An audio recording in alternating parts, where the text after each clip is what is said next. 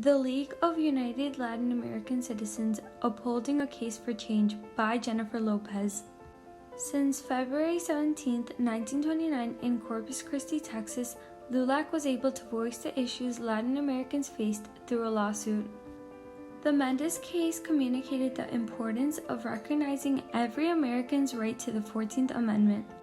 The ruling of the Mendes case presented the opportunity for legal arguments supporting those who are being discriminated and segregated in the United States. Mexican Americans were still being racially discriminated against, mistreated, and deprived of basic rights many generations after becoming United States citizens. It'll take but a minute. I was shining shoes and I was hungry that Saturday, and I was walking down the street looking for for a customer.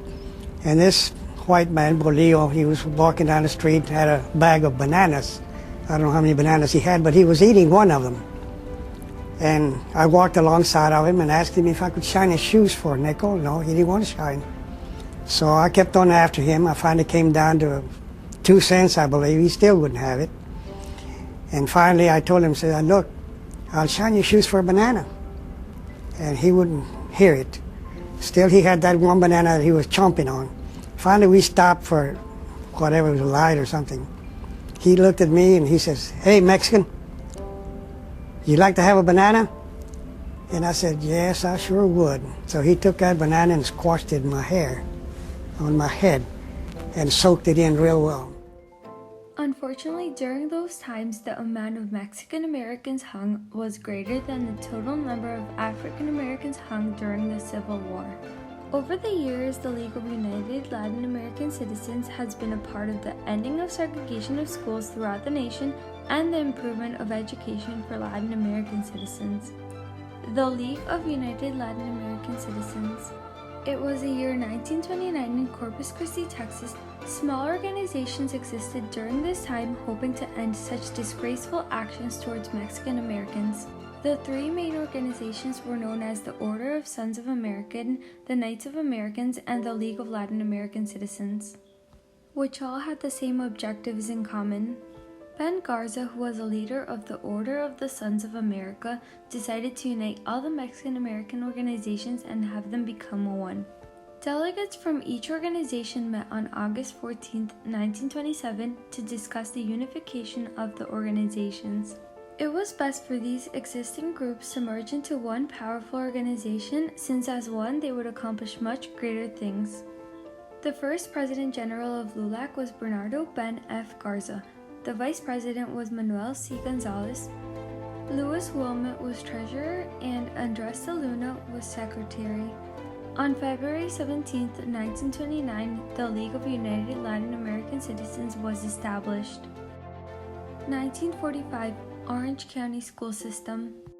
During the 1940s, school segregation was still occurring in the United States. Latin American children were forced to attend separate schools from white children. Mexican Americans were racially segregated from public places such as restaurants, pools, nor were they able to attend the pools during the weekends. They had to wait to go until Mondays when the water was dirty.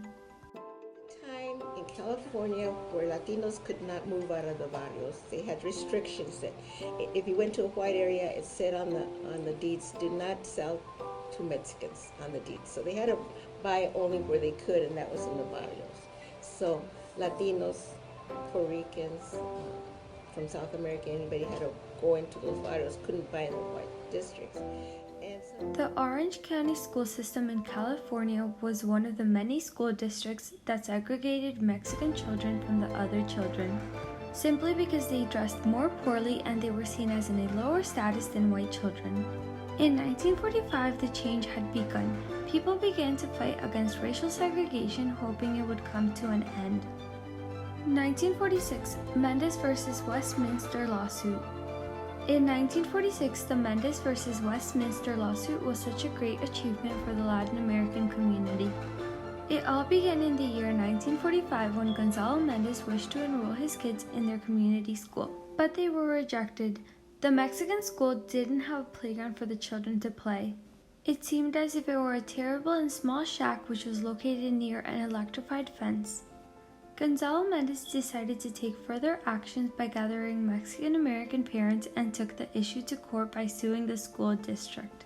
It was the first case in the history of the United States that ruled on desegregation of Mexican Americans.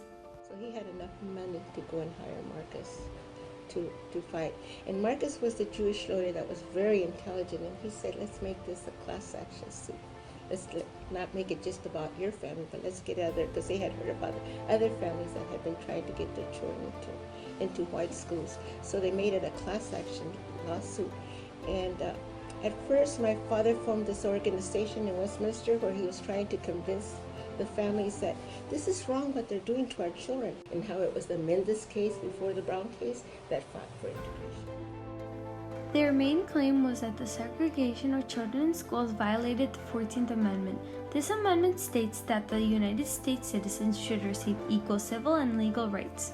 On the other hand, the attorney for Orange County named Joel Orgel defended the school district. What he argued was that the Mexican schools were a necessity, since the children wouldn't have to be around unfamiliar American values and customs. Joel Orgel asserted that although the children attended different schools, they were still equal. In February of 1946, Judge Paul J. McCormick decided that the Mexican American parents had won the case. Since Judge McCormick concluded that the children being segregated made it harder for Spanish-speaking children to learn English. The Orange County schools were forced to integrate by 1947.